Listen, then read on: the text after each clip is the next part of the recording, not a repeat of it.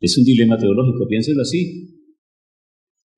Porque nosotros hemos aprendido que es por la muerte de Cristo que nosotros somos salvos. Pero un Cristo que hubiese muerto por los pecados de la humanidad y no hubiese tenido poder para resucitar, entonces, ahí sí, como dicen, falsa publicidad, publicidad engañosa, mensaje incompleto.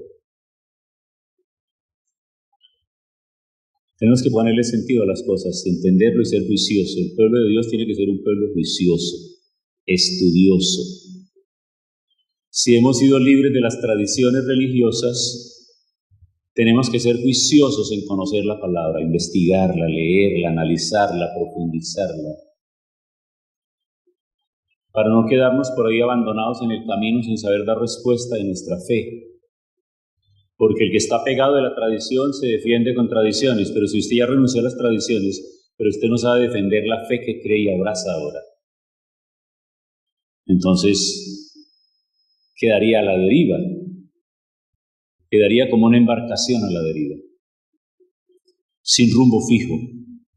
Quiero que nos ubiquemos en el primer libro de Corintios, en el capítulo 15, porque este tema amerita toda la argumentación posible, pero una argumentación bíblica. La argumentación teológica no puede partir de filosofías y de presupuestos humanos. La argumentación teológica tiene que partir de la reflexión bíblica, de leer la palabra, de analizar la palabra, de entender la palabra. Y no de entenderla como usted quiera entrar a entenderla, sino como ella se hace entender. Ella misma lo explica. Y es interesante leer este capítulo dentro del siguiente contexto. Saulo ya existía, Pablo ya existía en el tiempo de Cristo. Pero Pablo no era convertido al cristianismo de Cristo. Pero Pablo era un gran maestro judío. Y Pablo era un hombre con mucho conocimiento. Incluso se registra de él en el libro de los Hechos un episodio muy importante, que cuando estaban lapidando a Esteban, él consentía, se regocijaba en la muerte de ese cristiano.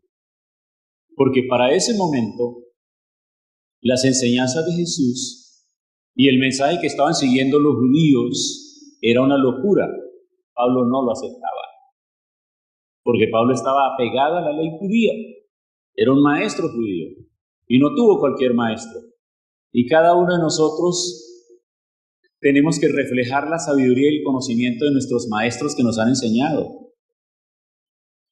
Por eso usted debe ser juicioso cuando viene a la casa de Dios, traer su cuaderno de notas y traer todo lo demás y escribir, para que usted sepa y avance. Porque todo lo que se lucha y lo que se trabaja para preparar un sermón no es para decir cualquier cosa. Y para pegar 4 gritos, que es lo que está acostumbrada la mayoría de la gente y piensa que el poder está en los gritos. No, el mensaje no es de gritarlo, el mensaje es de sazonarlo y de reflexionarlo y de entenderlo, porque no se trata de mover emociones, se trata de colocar en orden las ideas. Porque en eso consiste la imagen y la semejanza de Dios en el hombre, que es un ser reflexivo, pensante, analítico, creativo. Eso es, no meramente un ser emocional, que grita por gritar y piensa que porque está alegre y grita, entonces eso es todo, ¿no? Entonces este personaje tiene mucha razón, y en la persecución que él está haciendo a esos cristianos, a esos primeros cristianos, tiene una experiencia que transforma completamente su vida. Y eso lo encontramos por allá en el libro de los Hechos, en el capítulo 9, pero no vamos a ir allá. Es que yo quiero que nos centremos ahora a mirar cómo es posible que ese personaje ahora sea quien mejor pueda explicarnos a nosotros la resurrección de aquel personaje que él incluso pudo estar entre la multitud observando cuando lo crucificaban. Y a lo mejor levantó la mano celebrando la muerte de Cristo. Y él revela lo siguiente. Estamos en 1 Corintios 15. Quiero que lo miren todos allá en pantalla. Los que no tienen sus Biblias, léanlo conmigo allá en la pantalla arriba, por favor.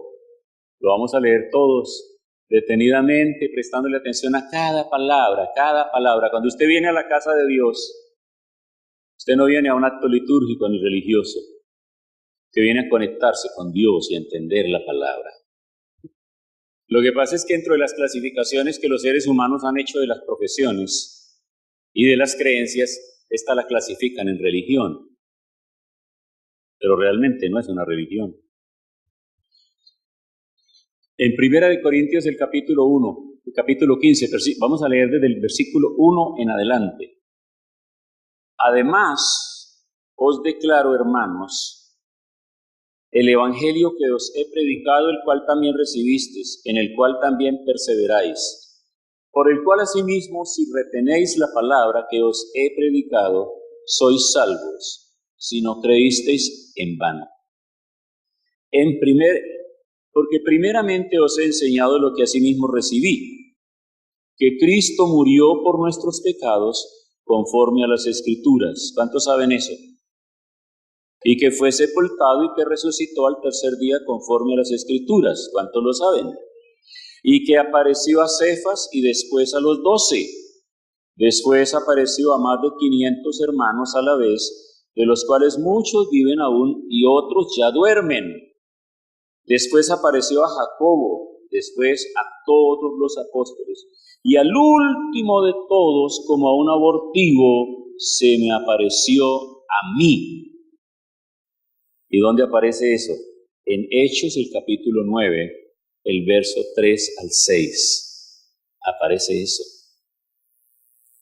Porque yo soy el más pequeño de los apóstoles. No soy digno de ser llamado apóstol porque perseguí a la iglesia de Dios. Mira qué interesante detalle. Pero por la gracia de Dios soy lo que soy, y su gracia no ha sido en vano para conmigo. Antes he trabajado más que todos ellos, oiga, más que los que empezaron primero que él, más que los 12 discípulos. He trabajado más que todos ellos. Pero no yo, sino la gracia de Dios conmigo, porque o sea yo o sean ellos, así predicamos y así habéis creído. Pero si se predica de Cristo que resucitó de los muertos, ¿cómo dicen algunos entre vosotros que no hay resurrección de muertos? Porque si no hay resurrección de muertos, tampoco Cristo resucitó. Y si Cristo no resucitó, vana es entonces nuestra predicación, vana es también vuestra fe. ¿Están poniendo cuidado? Si Cristo no resucitó, perdimos la madrugada, amigos, ¿a qué venir? Si Cristo no resucitó, ¿para qué predicar un evangelio de un Cristo frustrado? De un Cristo que fue muerto y crucificado, hizo semejante espectáculo, pero no tuvo poder sobre la muerte. Si somos hallados falsos testigos de Dios, porque hemos testificado de Dios que Él resucitó a Cristo, al cual no resucitó, si en verdad los muertos no resucitan. Porque si los muertos no resucitan, tampoco Cristo resucitó. Y si Cristo no resucitó, vuestra fe es vana, aún estáis en vuestros pecados. ¿Recuerdan el dilema que les preguntaba al principio? Si no hay resurrección, no hay salvación. Ahí está claro. Y si Cristo no resucitó, vuestra fe es vana, aún estáis en vuestros pecados. Entonces también los que durmieron en Cristo perecieron. Si en esta vida solamente esperamos en Cristo, somos los más dignos de conmiseración de todos los hombres. Mas ahora Cristo ha resucitado de los muertos. Primicia de los que durmieron es hecho. Porque por cuanto la muerte entró por un hombre, también por un hombre la resurrección de los muertos. Porque así como en Cristo todos mueren, también en Cristo todos serán vivificados. Pero cada uno en su debido orden. Cristo las primicias, luego los que son de Cristo en su venida. Luego el fin, cuando entregue el reino al Dios y Padre, cuando haya suprimido todo dominio, toda autoridad y potencia, porque preciso es que Él reine hasta que haya puesto a todos sus enemigos debajo de sus pies. Y el postrer enemigo será destruido, es la muerte, porque todas las cosas las sujetó debajo de sus pies, Y cuando dice que todas las cosas han sido sujetadas a Él, claramente se exceptúa aquel que le sujetó a Él las cosas. Pero luego que todas las cosas le estén sujetas, entonces también el Hijo mismo se sujetará al que le sujetó a Él todas las cosas, para que Dios sea todo en todos. Esa perlita, sáquenla y guárdenla para cuando se encuentren con un unitario, con un Jesús solo. Esa perlita que acaban de leer ahí, guárdenla, por favor, para que les expliquen eso. Porque luego que todas las cosas le estén sujetas, entonces también el Hijo mismo se sujetará al que le sujetó a Él todas las cosas. O sea, ¿Cristo se sujetará a Él mismo? ¿Sí? ¿Se sujetará Cristo a Él mismo? ¿A quién se sujetará? Al Padre, al Padre. Por eso le digo que tenga esa perlita ahí guardada. De otro modo, ¿qué harán los que se bautizan por los muertos si en ninguna manera los muertos resucitan? Porque pues se bautizan por los muertos. ¿Y por qué nosotros peligramos a toda hora? Os aseguro, hermanos, por la gloria que de vosotros tengo en nuestro Señor Jesucristo, que cada día muero. Si como hombre batallé en Éfeso contra fieras, ¿qué me aprovecha? Si los muertos no resucitan, comamos y bebamos, porque mañana moriremos. No erréis. Las malas conversaciones corrompen las buenas costumbres. Ese versículo se ha tomado en un contexto sacado de los cabellos, para aconsejarle a la gente que no se meta con los ociosos, con los parlanchines, por ahí, pero está dentro de un contexto muy importante, está hablando del contexto de la resurrección.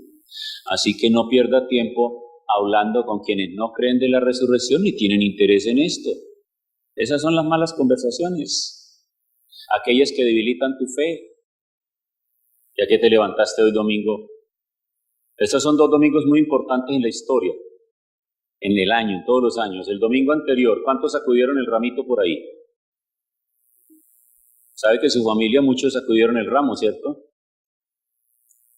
Pero ya hoy no significa nada para ellos. Es más importante la tradición de sacudir un ramo que saber que Cristo resucitó. Y este es el segundo domingo, están conectados ahí religiosamente, no bíblicamente, sino tradicionalmente conectados, porque les conviene el negocio. No erréis, las malas conversaciones corrompen las buenas costumbres. Velad debidamente y no pequéis, porque algunos no conocen a Dios, para vergüenza vuestra lo digo. Pero dirá alguno, ¿cómo resucitarán los muertos? ¿Con qué cuerpo vendrán? Necio, lo que tú siembras no se edifica sino muere antes. Y lo que siembras no es el cuerpo que ha de salir, sino el grano desnudo, ya sea de trigo o de otro grano. Pero Dios le da el cuerpo, como Él quiso, y a cada semilla su propio cuerpo. No toda carne es la misma carne, sino que una es la carne de los hombres, otra la carne de las bestias, otra la de los peces y otra la de las aves. Y hay cuerpos celestiales y cuerpos terrenales, pero una es la gloria de los celestiales y otra la de los terrenales. Una es la gloria del sol, otra la gloria de la luna y otra la gloria de las estrellas. Pues una estrella es diferente a otra en gloria. Así también es la resurrección de los muertos. Se siembra en corrupción, resucitará en incorrupción. Se siembra en deshonra, resucitarán en gloria. Se siembra en debilidad, resucitará en poder. Se siembra cuerpo animal, resucitará cuerpo espiritual. Hay cuerpo animal y hay cuerpo espiritual. Y así también está escrito. Fue hecho el primer hombre Adán, alma viviente, el postrer Adán, espíritu vivificante. Mas lo espiritual no es primero, sino lo animal, o sea, lo humano. Luego lo espiritual. El primer hombre es de la tierra, terrenal. El segundo hombre, que es el Señor, es del cielo. Cual el terrenal, tales también los terrenales, y cual el celestial, tales también los celestiales. Así como hemos traído la imagen del terrenal, traeremos también la imagen del celestial. Y así como hemos traído la imagen del terrenal, traeremos también la imagen del celestial. Pero esto digo, hermanos, que la carne y la sangre no pueden heredar el reino de Dios, ni la corrupción hereda la incorrupción. Y aquí os digo un misterio.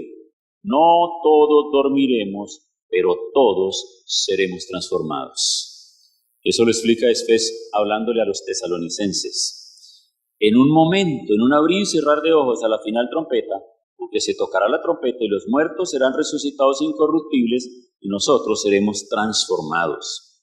Porque es necesario que esto corruptible se vista de incorrupción y esto mortal se vista de inmortalidad. Y cuando esto corruptible se haya vestido de incorrupción y esto moral se haya vestido de inmortalidad, entonces se cumplirá la palabra que está escrita: sorbida es la muerte en victoria.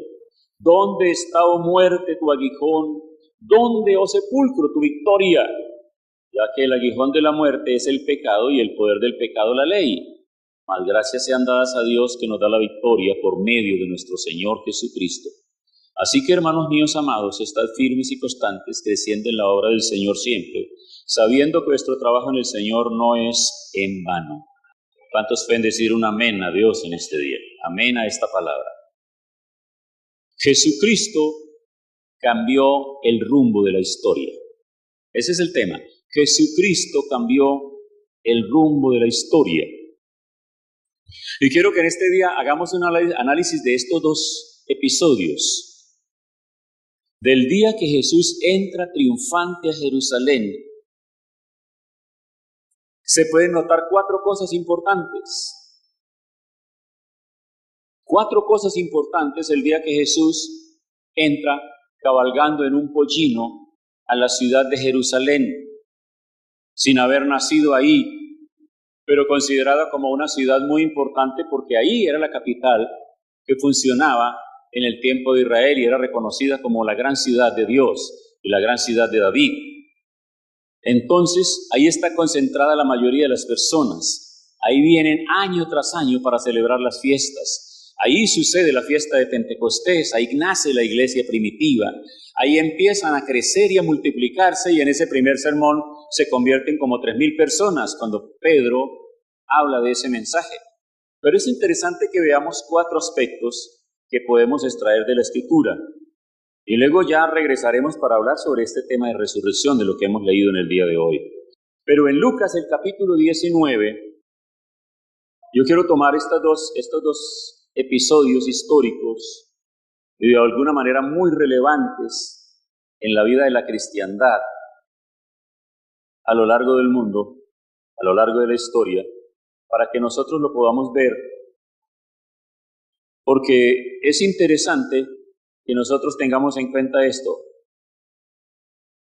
En Lucas el capítulo 19, el verso 30, Él manda a sus discípulos y les dice: id a la aldea de enfrente y al entrar en ella hallaréis a un pollino atado, en el cual ningún hombre ha montado jamás. Desatadlo y traedlo. Y si alguien os preguntare, ¿por qué lo desatáis?, le responderéis así: porque el Señor lo necesita. Primer punto para resaltar: reconocimiento del señorío de Jesús. Nadie puede disponer de cosas, animales, objetos que pertenezcan a otra persona sin su consentimiento. Y Jesús no se pone con todas esas vueltas, sino que Él manda a traer un pollino, un asno pequeño, joven, un asno en el que ninguno ha montado todavía. Él da la orden para que vayan y lo desaten y lo traigan, porque ese será el vehículo en el cual Él va a entrar a Jerusalén. No lo manda a comprar, no lo manda a pedir prestado, lo manda a traer. Y eso significa entonces que el Señor es el dueño de todo lo que tenemos los seres humanos sobre la tierra. Él es el dueño de todo. ¿Cuántos pueden decir en esta mañana, en este día: el Señor es el dueño de todo lo que yo tengo? Y el Señor tiene todo lo que yo necesito. ¿Pueden decirlo también? Porque nosotros nos pasamos lamentándonos por lo que nos falta y no disfrutamos lo que tenemos. Tenemos que ser agradecidos con lo que hemos recibido porque viene de la mano de Dios y tenemos que disfrutarlo, pero también creer que Él nos dará aquello que aún no hemos recibido. Entonces aquí en primer lugar estamos notando nosotros es esa parte del reconocimiento del señorío de Jesús. Y efectivamente, en el verso 33 dice, y cuando desataban el pollino, sus dueños, imagínese usted como dueño que le estén cogiendo el carro, que le estén tomando la moto, le estén cogiendo algo que es suyo. ¿Usted qué es lo primero que piensa? Se lo van a robar, se lo van a robar. Y cuando desataban el pollino, sus dueños le dijeron, ¿por qué desatáis el pollino? Y ellos dijeron, porque el Señor, el dueño, el amo, el dueño de todo, lo necesita. ¿Y qué dijeron los dueños? Nada, calladitos. Y lo trajeron a Jesús, y habiendo echado sus mantos sobre el pollino, subieron a Jesús encima. El segundo episodio tiene que ver con la convicción que tienen todas las personas en Jerusalén de quién es quien va llegando. El verso 33, y a su paso tendían sus mantos por el camino. La pregunta en esta hora es, ¿los tendían para el pollino o los tendían para quien iba sobre el pollino? ¿Qué piensa usted?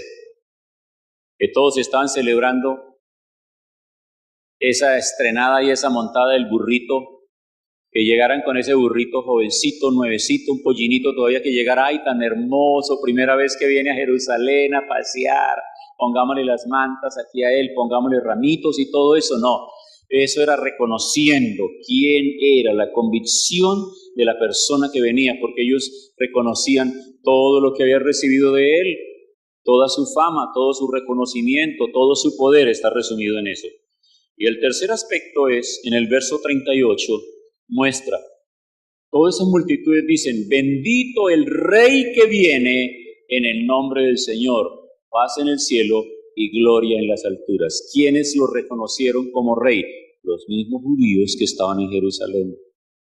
Son ellos los que gritan esa palabra. Bendito el Rey que viene en el nombre del Señor. El Rey que viene. Y en cuarto lugar, yo puedo resumir que se conoce o se reconoce la autoridad de Jesús cuando Él entra en el templo. ¿Y qué pasa? En el verso 45, y entrando Él en el templo, comenzó a echar fuera todos los que vendían y compraban en Él. Se les dañó la fiesta. El templo estaba lleno de mercaderes, compraban, vendían palomas, hacían de todo, tenían las mesas, tenían sus monedas, y ustedes han tenido la oportunidad de verlo en las películas, de cómo se lo imaginan aquellos señores que hacen sus guiones, de cómo se lo imaginan al leer la palabra, cómo se lo imaginan y cómo voltea todas esas mesas, cómo vuelan todas esas palomas, cómo salen todos esos carneros, corriendo, esos corderos, todos esos animales que hay ahí, y cómo la gente comerciante se molesta y cómo los principales de la religión están incómodos por eso que ha sucedido. Y eso solo lo puede hacer el Señor por la autoridad que Él tiene. ¿Estamos de acuerdo? 4 cositas. Ahora quiero que pensemos lo que se celebra el día de la resurrección. ¿Qué pasa el día de la resurrección? O sea, cualquiera diría, con todo ese recibimiento que le hicieron en Jerusalén, mejor dicho, Jesús estaba hecho, ya no tenía necesidad de morir en la cruz del Calvario. Sí, ya tenía el reconocimiento de todo el pueblo. Pero faltaba todavía lo peor, porque recuerde que esto está ahí, esto está entrando en los preliminares de lo que finalmente será los últimos días de Jesús, cuando es entregado, cuando celebra la Pascua con sus discípulos, cuando es entregado, cuando lo azotan, cuando lo crucifican. Y hasta ahí vamos nosotros mirando todo esto. Pero tenemos que sacudir la cabeza y no dejarnos enredar de la tradición. Tenemos que ser conscientes, tenemos que analizar y mirar. Y darnos cuenta de un hecho bastante bochornoso, grotesco, vulgar. Y un hecho que desde ese momento hasta hoy no ha cesado en el mundo. Y ahora vamos a darnos cuenta qué sucedió. En Mateo capítulo 28, que lo leímos hace un momento, se registra un hecho vergonzoso. Se registran las artimañas de la corrupción y de los corruptos. Y en ese punto de qué sucedió con la resurrección de Jesús, voy a mostrarle dos cosas importantes. En primer lugar, dice, los mismos que ordenaron que crucificaran a Jesús, ahora están sobornando a los guardas. Les están dando mucho dinero. En el verso 4 del capítulo 28 de Mateo dice, y de miedo de él, los guardas temblaron y se quedaron como muertos a la resurrección de Jesús. Se quedaron como muertos. Y en el verso 11 dice, mientras ellos iban, he aquí de la guardia que estaba allá junto a la tumba, guardando la piedra, el sepulcro de Jesús, fueron a la ciudad y dieron aviso a los principales sacerdotes de todas las cosas que habían acontecido. Y los principales sacerdotes, recuerden ustedes, que fueron los que dieron la orden y los que lo entregaron al Imperio Romano para que el Imperio Romano lo crucificara, porque ellos no lo podían crucificar. Porque los judíos, dentro de la ley judía, la pena capital para las personas no era la crucifixión. Recuerden ustedes que en el Antiguo Testamento y en la ley judía, la orden de ejecución y la pena de muerte era lapidando a las personas, a piedra. Todo el mundo tomó la piedra y le dieron a la persona y la mataron. Y esa persona quedó bajo un monumento de piedras. Esa era la forma de matar a las personas, no crucificándolas. La crucifixión era una práctica romana que se le aplicaba exclusivamente a los antisociales, a los enemigos del imperio, a los enemigos que se consideraban personas peligrosas que se podrían alzar en armas. Los antisociales, los que se levantaban contra el imperio, pena capital, crucifixión. Entonces los principales sacerdotes entregan a Jesús en manos de Pilato, en manos del imperio. Y ustedes recuerdan que el imperio, a través del gobernador Pilato, pregunta a la multitud, ¿a quién quiere que le suelte? Porque hay una práctica en esta celebración, nosotros le damos libertad y le perdonamos a uno de los que tengamos en la cárcel listos para ejecutar. Y aquí tenemos dos, está Barrabás y está Jesús. Y Barrabás era un antisocial, un hombre criminal, un hombre que le ha generado mucho problema a la sociedad, era un enemigo, y ahí lo tenían listo para crucificarlo. ¿Y qué dijo la gente? ¿A quién pidió la gente que mataran? ¿A Jesús o a Barrabás? ¿A quién dijeron ellos que mataran a quién? ¿Que asesinaran a quién? A Jesús, a Jesús. Y estaban complacidos los principales sacerdotes de todas las cosas, por todo eso. Y entonces ahora cuando son sorprendidos diciendo que efectivamente Jesús ha resucitado y no está en la tumba, y vienen corriendo estos temerosos guardas que se quedaron como muertos en el momento de la resurrección, vienen ahora, han tomado fuerzas, vienen a la ciudad y dicen y dan aviso a los principales sacerdotes de todas las cosas que habían acontecido. Así que se produce una junta extraordinaria, una reunión extraordinaria, y reunidos con los ancianos, y ha habido consejo. ¿Ustedes qué piensan? ¿Qué vamos a hacer? ¿Qué decimos? Pensamos que eso se había acabado cuando lo entregamos para que lo crucificaran, y cuando vimos que ese hombre pidió el cuerpo, y lo llevó y lo enterró, y cuando se le colocó esa piedra, ¿ahora qué vamos a decir nosotros? Y empieza la lluvia de ideas, hasta que hay un consenso, y reunidos con los ancianos, y ha habido consejo, dieron mucho dinero los soldados. Pues lo mejor es que nosotros compremos el silencio de los guardias. Compremos el silencio de ellos. Digamos que en la noche estaban muy cansados y se quedaron dormidos, y entonces sus discípulos vinieron de noche y lo hurtaron estando nosotros dormidos. Y si esto lo oyera el gobernador, nosotros lo persuadiremos y os pondremos a salvo. ¿Están dándose cuenta ustedes del alcance de la corrupción? El alcance de la maldad. Todo con la plata se tapa. Se compran silencios y se hacen muchas cosas. ¿Y qué hicieron los guardas? Bueno, si eso es lo que ustedes proponen, preste a ver la platica, a ver, porque nos conviene ese dinerito. Y ellos tomando el dinero hicieron como se les había instruido. Y este dicho se ha divulgado entre los judíos hasta el día de hoy. La pregunta que nos surge a nosotros ahora es ¿por qué solo Mateo registra eso y ninguno de los otros 3 evangelistas lo registra? ¿Saben por qué? Porque Mateo es el que le escribe a los judíos. Él es el escritor de los judíos. Y por esa razón a él le interesa entrar en el detalle de contar ese pormenor que es muy interesante para que ellos sepan ese detalle. Entonces, los mismos que ordenaron crucificarlo, ahora sobornan la guardia. Pero eso no tiene ningún sentido porque ellos se van con su platica ahí en el bolsillo y Jesús se va a aparecer como hace el relato completo el apóstol Pablo en 1 Corintios capítulo 15 que lo acabamos de leer. ¿Se dio cuenta todo el relato que él hace?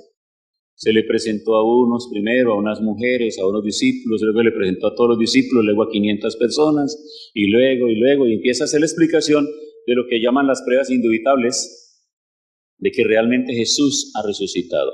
Pero el segundo aspecto es, se le presenta a sus discípulos. En el capítulo 28, el verso 18, Jesús se acercó y les habló a los discípulos diciendo, toda potestad me es dada en el cielo y en la tierra. Ahora ha conquistado todo el poder del cielo y ha conquistado todo el poder de la tierra porque ha logrado resucitar, ha vencido la muerte y se ha resucitado. Y aquí hay un hecho muy importante que quiero que tengamos en cuenta en este día al leer la palabra. Todos los que habían muerto en la era antes de Cristo, antes de Cristo, todos los que murieron en el Antiguo Testamento y todo ese tiempo, ahora van a tener una oportunidad de escuchar mensaje de salvación. Porque el apóstol Pedro dice que Jesús durante esos 3 días fue a los lugares más recónditos a predicarle a los espíritus cautivos para darles la oportunidad de ser salvos. Porque entonces nosotros tendríamos un Dios injusto, oigan esto, tendríamos un Dios sumamente injusto que solo habría salvación en el Antiguo Testamento para los judíos y condenación para todos los demás pueblos. Y un Dios que solamente querría darle salvación ahora en el Nuevo Testamento solo a los que creyeran en la obra redentora de Cristo. Entonces, ¿cuál sería la ventaja? Si nosotros tomamos el rumbo del mundo, de la existencia del mundo como si se tratase de un partido de fútbol, hay 2 tiempos. Y quiere decir que en el primer tiempo, que fue antes de Cristo, solo fueron salvos aquellos que cumplieron la ley. ¿Y quién cumplió la ley? Nadie, ni siquiera Abraham. Porque dice que a Abraham se le contó por justicia, pero la fe, porque ninguno pudo cumplir con la ley. Y la razón por la cual ninguno pudo cumplir con la ley está clara. Por eso es necesario abolir el antiguo pacto y dar un nuevo pacto. Y el nuevo pacto es pacto de sangre, pero no sangre de animales, sino la sangre de su Hijo derramada en la cruz del Calvario para perdonar los pecados de todo. Es apasionante mirar la palabra desde ese punto de vista y leerlo así, entenderlo así, comprender a un Dios que tiene diseñadas todas las cosas. Y que nosotros podemos hacer uso de esa palabra para hacer teología y entender y explicar y comprender todo esto. ¿Sí ve usted? Entonces a veces le salen a uno con preguntas. ¿De qué piensa, pastor? ¿Sería que Simón Bolívar se salvó? ¿De qué piensa, pastor? ¿Será que esto? Entonces, ¿será que la gente que se ahogó allá en el diluvio, los que fueron castigados en Sodoma y Gomorra, entonces esa gente se va a condenar? O sea, esa gente ya está en el infierno. Pero yo quiero decirles en este día que en el infierno no hay nada todavía. Nadie. Porque el infierno, a la condenación eterna, irán las personas cuando llegue el juicio eterno. Y estamos apenas en el tiempo de la gracia. Luego todos los muertos están esperando el momento en que sean llamados. Por eso es que usted ve que las religiones hacen negocio con los muertos. Por eso es que usted ve que la gente en medio de su ingenuidad, porque se especializan, son doctores, son PhD, son lo máximo, pero no le meten los deditos a la palabra estudiada porque eso no les interesa a ellos. Ellos se meten en otras cosas, pero en la palabra de Dios no les interesa porque eso lo han dejado al absoluto dominio de las tradiciones religiosas y de lo que diga la religión. Bienaventurado todo aquel que aspira a capacitarse cada día, pero con amor y dedicación se sumerge en la palabra para leerla y conocerla y entenderla. ¿Han agradecidos ustedes por eso, por tener la palabra y hacerlo así, entenderlo y comprenderla? Porque eso es lo que necesitamos nosotros para salir de la ignorancia, de la esclavitud, para que salgan de nosotros todas esas falsas tradiciones, nosotros podamos comprender. Entonces todo aquel que muere estará esperando un momento y mientras esté muerto, hagan lo que hagan en la tierra, no se trasladará de lugar en lugar, solo hay 2 lugares de eternidad. Al lado de Dios o al lado del otro amo, y no más. Así será. Pero eso no ha llegado todavía. Entonces, cuando él le pregunta, el segundo aspecto dice, se le presentó a sus discípulos y les habló acerca del tema de la autoridad en el cielo y en la tierra. Pero en el verso 17 muestra que hubo un poco de confusión en ellos. Y esto es lo que tenemos que mirar nosotros como pueblo, como iglesia. Tenemos gente confundida a veces en el pueblo de Dios. Porque entrar por la puerta de un templo cristiano no hace cristiano a nadie.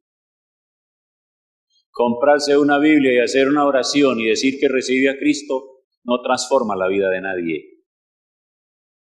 Este es un proceso de discipulado, de cambio de mentalidad. Y ese cambio de mentalidad no lo hace Dios. Lo tienes que hacer tú. Él lo que hace es perdonarte tus pecados, pero la actitud de cambio y de transformación te toca a ti. Por eso dice, cambia tu manera de pensar para que cambie tu manera de vivir. De nada te sirve cargar una Biblia, leer y orar mucho y seguir teniendo malos pensamientos, rencores, odios, resentimientos y malos deseos en su corazón. Y de nada sirve hacer muchas cosas y pensar que las haces para Dios teniendo un corazón desobediente y alejado y no quiere someterse, no quiere entender las cosas o no le gusta hacerlas. Estos personajes ahora, mira lo que dice, y cuando le vieron, estoy en Mateo 28, y cuando le vieron, le adoraron.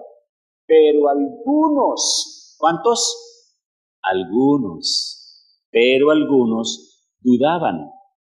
Y Mateo es generoso en esto, porque él dice que no solamente no se lo atribuye solo a uno. Todos nosotros tenemos como símbolo de la incredulidad a Tomás. Pues Mateo no menciona nombres, pero hace referencia en plural. Algunos dudaban. Algunos dudaban.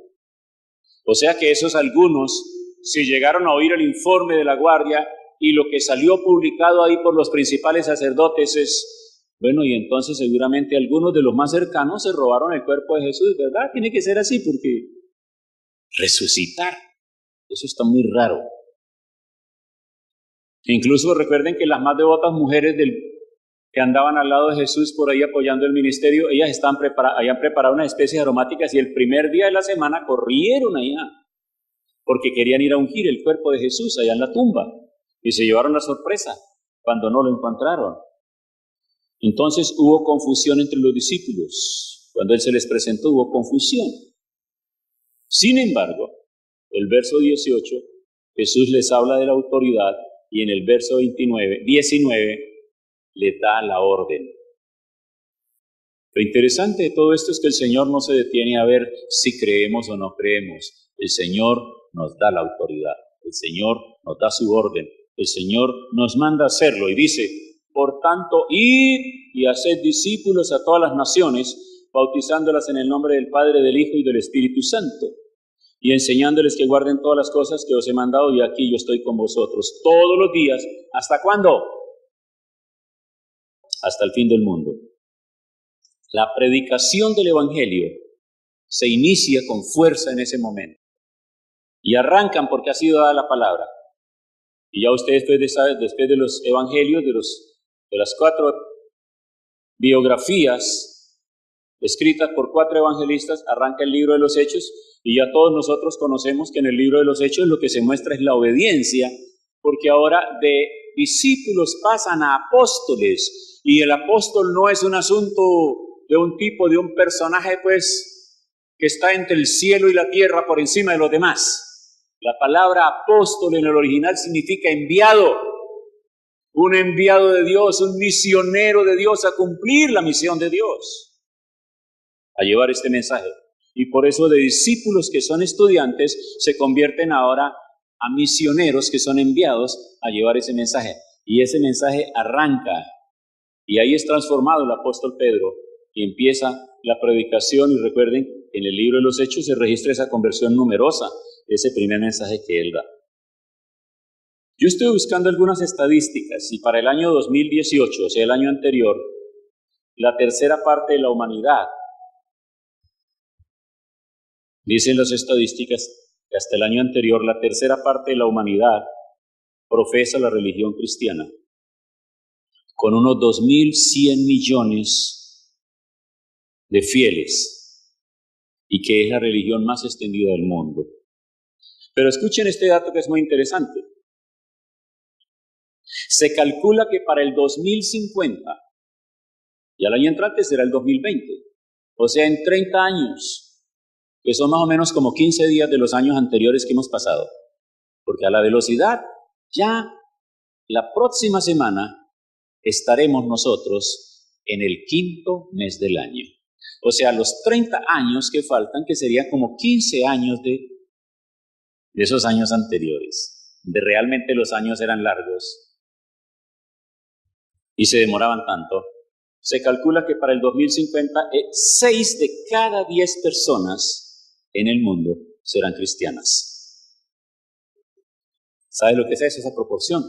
Tener 10 personas, y de esas 10 personas, 6 son cristianas, o sea, conocedoras del Señor.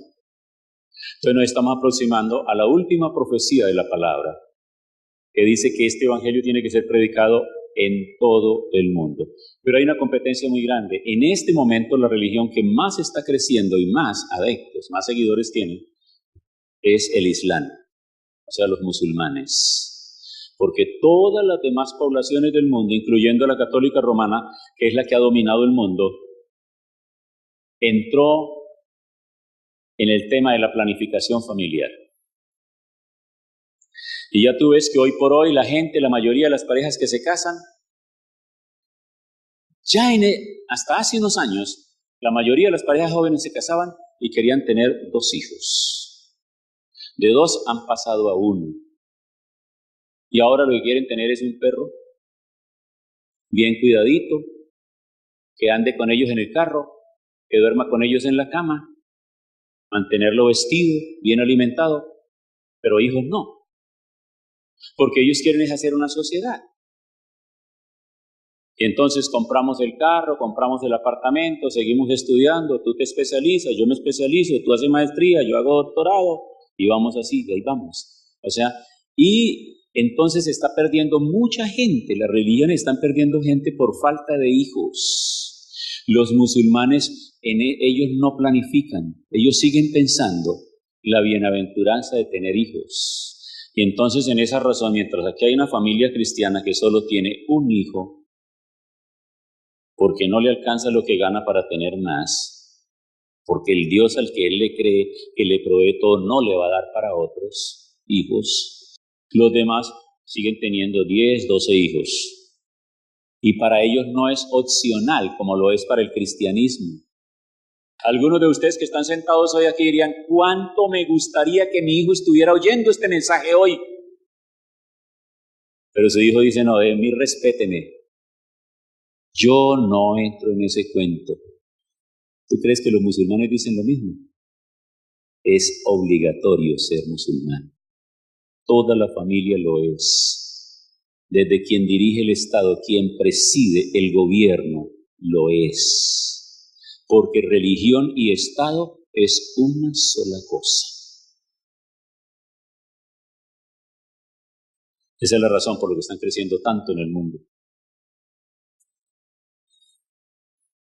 En Colombia somos el 33% de cristianos, el 58% católicos, Y se está por ahí más o menos en un 8% de gente que no está matriculada con ninguna religión, dice no creer en nada, aunque sea creen en ellos mismos, con sus conocimientos, pero no profesan ninguna religión. Quiero terminar en este día la reflexión diciendo el impacto que ha tenido la resurrección de Cristo Jesús. Y es un impacto grande y poderoso. Yo sé que los cristianos más tradicionales y sobre todo los cristianos mayores que llevan muchos años profesando la fe y que ellos fueron ganados con el mensaje del rapto y el mensaje de la venida del Señor, ellos quieren cada día que ese sea el último día y que llegue el Señor. Pero Pedro dice que no es que el Señor se demore, sino que Él es paciente, esperando que ninguno se pierda, sino que todos procedan al arrepentimiento. No nos cansemos de vivir nuestra fe, no nos cansemos de darle gloria a Dios con nuestro testimonio más que con nuestras palabras, y no nos cansemos de hablarle a nuestra familia, porque lo peor que podría pasar es que la eternidad la pasemos separados y que nos hayamos esforzado y sacrificado por tener hijos que finalmente le han servido al mundo y que su vida será un desastre y que no podrán presentarse delante de Dios como el fruto de nuestro trabajo, sino como el fruto de su desobediencia. Por eso esto no es una tradición, esto es algo que tiene vida y cobra vida cada día en nosotros. Y debemos celebrar con alegría y con gozo que Jesús resucitó y por eso nosotros tenemos esperanza de salvación. Quiero que se coloquen de pie y vamos a hacer nuestra oración. Primera fila con la segunda fila, por favor, llenen todas las filas, no quede ninguna vacía, porque vamos a celebrar y quiero que le dé gracias a Dios ahora, porque hay una persona frente a usted que ha entendido este mensaje de la resurrección de Cristo y que Cristo ha resucitado en su corazón y hoy es una persona que tiene esperanza de salvación y es una persona que puede ayudar a la transformación de la ciudad, del país y del mundo con su vida, con su familia.